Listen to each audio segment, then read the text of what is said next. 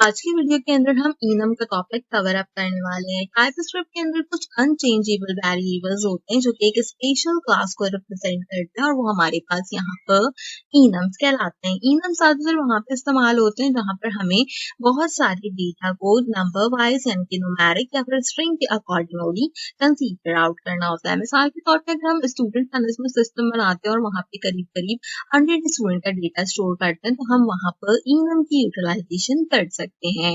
TypeScript में बात करें इनम की तो इनम दो तरीके से डिफाइन किए जाते हैं। एक कहलाते हैं न्यूमेरिक इनम्स, दूसरे कहलाते हैं हमारे पास स्ट्रिंग इनम्स।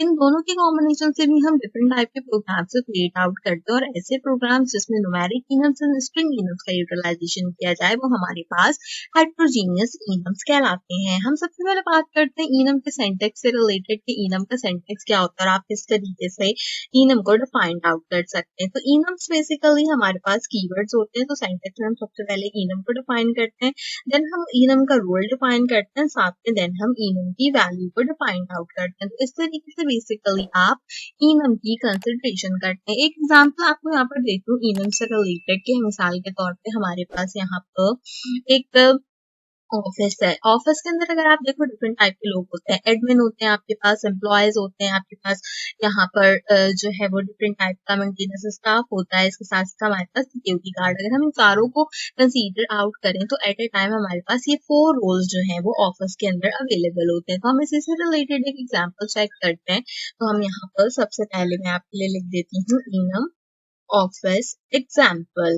इनम ऑफिस एग्जाम्पल में जब हम इनम्स को कंसीडर आउट करेंगे तो सिंटैक्स के अकॉर्डिंगली सबसे पहले हमने इनम डिफाइन करना है। तो सबसे पहले हम इनम को डिफाइन करेंगे, इसके बाद हमने इनम का रोल डिफाइन आउट करना है। रोल बेसिकली क्या होता है कि जो भी आप यहाँ पे लेसन क्रिएट करें उसका क्या रोल है। जैसे अभी हम ऑफिस की बात कर रहे हैं तो यहाँ पर एज एन ऑफिस हमारे पास रोल जो है वो यूटिलाइज किया जाएगा। अब ऑफिस में रोल के अंदर हम पैरेंथेसिस के अंदर डिफाइन करेंगे जो भी हमारे पास यहाँ पर चीजें हैं। तो मैं यहाँ पे डिफाइन आउट कर देती हूँ। जैसे कि एडमिन होता है हमारे पास, यहाँ पे स्टाफ होता है, इसके साथ हमारे पास मेंटेनेंस के लोग होते हैं तो हम मेंटेनेंस डिक्लेयर कर लेते हैं। इसके साथ साथ हमारे पास सिक्योरिटी से रिलेटेड लोग होते हैं तो हम सिक्योरिटी से रिलेटेड लोगों को डिक्लेयर आउट कर लेते हैं। और साथ ही साथ अगर आप चाहें तो हमारे पास एम्प्लॉयज भी होते हैं, अगर हम सेपरेटली कंसीडर करना चाहें तो हम यहाँ पे एम्प्लॉयज को भी यहाँ पर कंसीडर आउट कर लेते हैं। अच्छा, इनम्स जो होते हैं ना वो बिल्कुल एरेज की तरह वर्क करते हैं बेसिकली। तो अब इस सेंटेंस को कंप्लीट आउट करने के लिए अगर हम देखें तो हमने इनम डिफाइन कर दिया, हमने अपना रोल डिफाइन कर दिया और इनम्स की जो भी वैल्यूज थी वो हमने यहाँ पर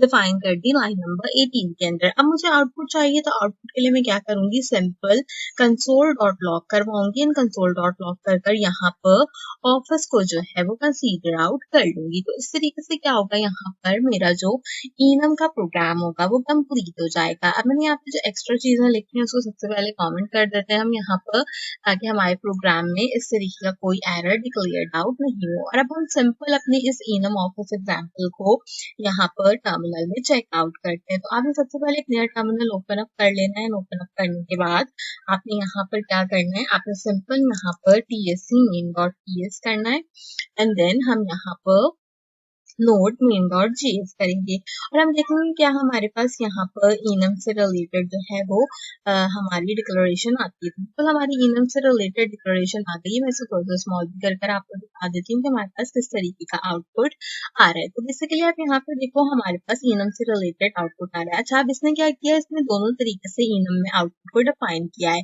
इसमें सबसे पहले हमारे पास न्यूमेरिक आउटपुट जनरेट आउट किया, यानी कि admin, staff, maintainer, security and employee के जो न्यूमेरिक वैल्यूज थे, उनको जो असाइन एरे वैल्यूज थे बेसिकली वो उसने यहाँ पर सबसे पहले डिफाइंड आउट किया और बाद में उसने बताया कि कौन सी वैल्यू जो है वो कौन से हमारे पैरामीटर के साथ जो है यहाँ पे वर्किंग करती है। इसी तरीके से इसने इसको दोबारा से रिवर्स कर कर लिखा, जिसमें इसने सबसे पहले ये बताया कि हमारे पास कौन सी गिवन वैल्यूज है और उन वैल्यूज के क्या नंबर्स है वो इसने फाइंड आउट किया। अगर आप गौर से देखें तो हमारी काउंटिंग 0 से शुरू हुई है, क्योंकि अगर हम एरेज वगैरह को भी डिफाइंड आउट करें तो टाइप स्क्रिप्ट हमेशा 0 से जो है वो स्टार्टअप पे जाती है। तो इस तरीके से हमने अपने इनम्स को यहाँ पे क्रिएट आउट किया है। क्रिएट आउट करने के बाद हमने इनको यहाँ पे वैल्यूज असाइन किए हैं। आप इनम को डिफरेंट डिफरेंट टाइप की वैल्यूज असाइन कर सकते हैं। ये तो एक छोटी सी ऑफिस की एग्जाम्पल थी। अब हम यहाँ पर एक स्टूडेंट लर्निंग मैनेजमेंट से रिलेटेड एग्जाम्पल को चेक आउट करते हैं। तो विंडो को थोड़ा सा जूम करेंगे और अपनी दूसरी एग्जाम्पल को चेक आउट करेंगे जो कि यहाँ पर हमारे पास स्टूडेंट से रिलेटेड है। ज़्यादातर इनफ का इस्तेमाल ऐसी जगह होता है जहाँ पे इस तरीके की लिस्टिंग वगैरह को क्रिएट करना होता है। स्टूडेंट्स पर ज़्यादातर लिस्टिंग हमारी क्रिएट होती है। हम सबसे पहले इनम को डिफाइन करेंगे, देन मैं यहाँ पर अपने स्टूडेंट्स को डिफाइन आउट करूंगी एंड इसके बाद मुझे इनम्स में कुछ नाम्स को डिफाइन करना है। तो मैं यहाँ पर जो है वो कुछ नाम जो है वो डिफाइंड आउट कर देती हूँ। आप अपने अकॉर्डिंगली जो भी नाम चाहें आपको यहाँ पर डिफाइंड आउट कर सकते हैं। तो मैंने इस तरीके से यहाँ पर 5 नाम जो है वो 5 से 6 नाम जो है उनको डिफाइंड आउट कर दिया है। साथ में हमने क्या कराना होगा यहाँ पर, हमने यहाँ पर अगर मैं इसको अब सिंपल कंसोल लॉग स्टूडेंट कराऊंगी तो इन सबकी वैल्यूज ये प्रोवाइड आउट कर देगा। लेकिन हम एग्जाम्पल को थोड़ा सा चेंज आउट करते हैं। हम क्या करते हैं, हम इसके अंदर से मोइस के नाम की वैल्यू को प्रिंट आउट कराते हैं। तो मोइस के नाम की वैल्यू को प्रिंट आउट कराने के लिए हमने सबसे पहले क्या करना होगा, हमने सबसे पहले यहाँ पे कांस्टेंट का यूज करना होगा। अच्छा, आप पूछेंगे कि यहाँ पे कांस्टेंट का इनम में यूटिलाइजेशन क्यों किया जा रहा है? क्योंकि इनम्स बेसिकली अनचेंजेबल वेरिएबल्स होते हैं, यानी कि उनकी वैल्यूज फिक्स होती हैं। तो इसलिए हमने यहाँ पे कांस्टेंट का यूटिलाइजेशन किया और हम लेट की प्रॉपर्टी यूज नहीं कर रहे। तो देन मैंने यहाँ पर स्टूडेंट को डिक्लेयर्ड आउट किया और स्टूडेंट क्या होते हैं, बेसिकली यहाँ पे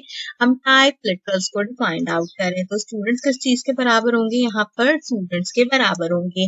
देन हमने यहाँ पे क्या करना है, हमने यहाँ पर अपने स्क्वायर ब्रैकेट्स प्रोवाइड आउट करना है और स्क्वायर ब्रैकेट्स के अंदर सिंपल अपॉस्ट्रोफी के साथ में नम जो है वो प्रोवाइड आउट करूंगी वैल्यूज। अच्छा, जैसे मैंने सिंपल अपॉस्ट्रोफी लगाई तो यहाँ पर इनम मेंबर से रिलेटेड जो भी इनकी वैल्यूज है वो ये बता रहा है। इसमें मुझे सबसे पहले आयशा की वैल्यू बताइए जो कि है हमारे पास 4। यहाँ पे मैं इसके लिए आपको थोड़ा सा जूम आउट करती हूँ ताकि आपको नजर आए। आयशा की वैल्यू 4 है। अगर मैं बिलाल पे जाऊँ तो 5 है, हसीब पे जाऊँ तो 1 है इसकी वैल्यू, मैक की वैल्यू 0 है, मोइस की वैल्यू 3 है, वजाहत की वैल्यू इसने 2 डिफाइन की है। तो जैसे मैं मोइस की वैल्यू को यहाँ पे कंसीडर आउट करूंगी तो मेरे पास यहाँ पर कंसोल लॉग के अंदर बेसिकली जैसे ही मैं प्रिंट आउट कराऊंगी तो कंसोल डॉट लॉग के अंदर मेरे पास यहाँ पर वैल्यू आनी चाहिए। किससे रिलेटेड वैल्यू आनी चाहिए, मेरे पास यहाँ पर वैल्यू बेसिकली आनी चाहिए मोइस की 3। तो हम इसको सेव करते हैं और यहाँ पर अपने टर्मिनल में इसको चेक आउट करते हैं। तो सबसे पहले मैं यहाँ से CLS करती हूँ, देन हम यहाँ से TSC main डॉट PS करेंगे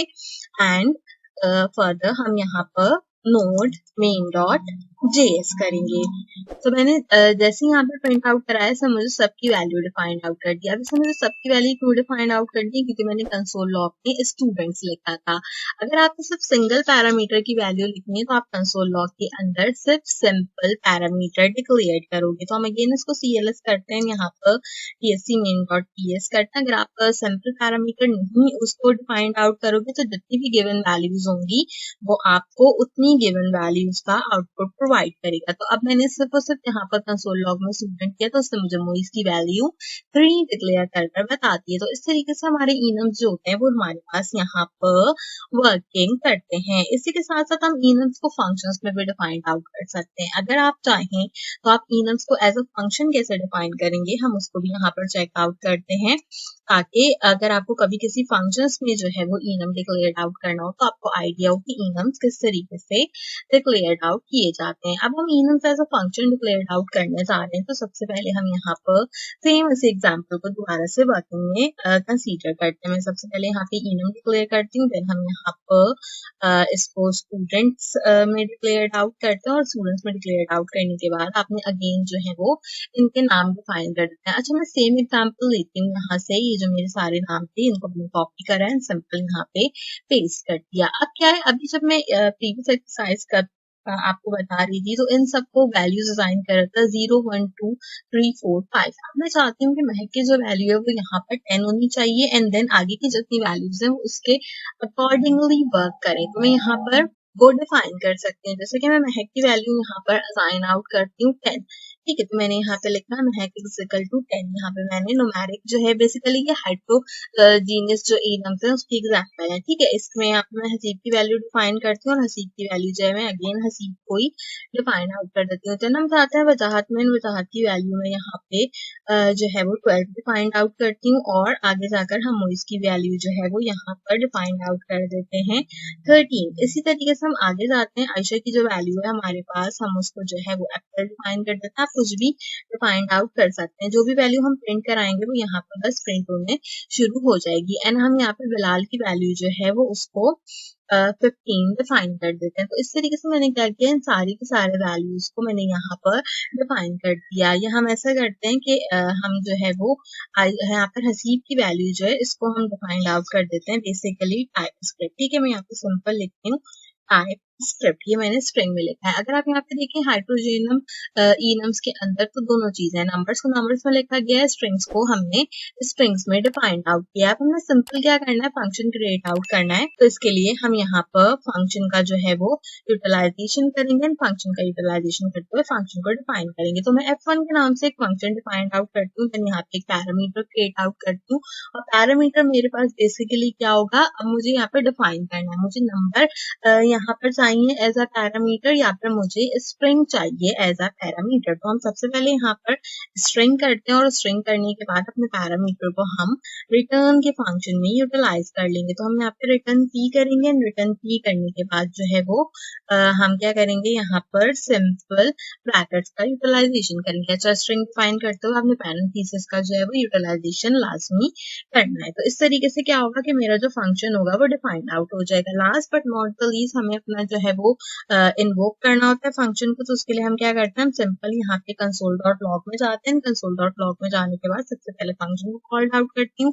फंक्शन में मुझे स्टूडेंट्स को कॉल्ड आउट करना है। स्टूडेंट्स में कॉल्ड आउट करने के लिए अब मुझे यहाँ पर डॉट लगाकर बताना है कि मैं किस चीज को कॉल्ड आउट करने वाली हूँ। यानी कि अगर मैं सिंपल आयशा को कॉल्ड आउट करूंगी तो मेरे पास एप्पल लिखा आएगा। बिलाल को कॉल्ड आउट करूंगी तो 15, हसीब को कॉल्ड आउट करूंगी तो टाइप स्क्रिप्ट, महक में 10, मोइस में 13 और मुजाहत में 12 लिखा आएगा। तो हम बेसिकली यहाँ पर क्या कर रहे थे, हसीब के फंक्शन को कॉल्ड आउट करके टाइप स्क्रिप्ट को चेक कर रहे थे। तो मैंने यहाँ पर सिंपल डॉट हसीब कर जो है वो इसको प्रिंट आउट करा दिया है। अब हम सिंपल अपने प्रोग्राम को सेव करते हैं और अपने हम जाते हैं टर्मिनल के अंदर। टर्मिनल में चेक करते हैं अपने रिजल्ट को कि आया हमारे पास यहाँ पर हसीब लिखा हुआ आ रहा है या हमारे पास हसीब लिखा हुआ नहीं आ रहा। तो मैं सिंपल यहाँ से tsc main dot ts करती हूँ एंड देन उसके बाद हम नोड main dot js करेंगे। तो हसीब की वैल्यू की जगह यहाँ पर मेरे पास टाइप स्क्रिप्ट लिखा हुआ आना चाहिए। तो यू कैन इजीली सी कि हसीब की वैल्यू की जगह यहाँ पर मेरे पास टाइप स्क्रिप्ट मेंशन होकर आ रहा है। अब अगर मुझे कोई ऐसी वैल्यू डिफाइन करनी है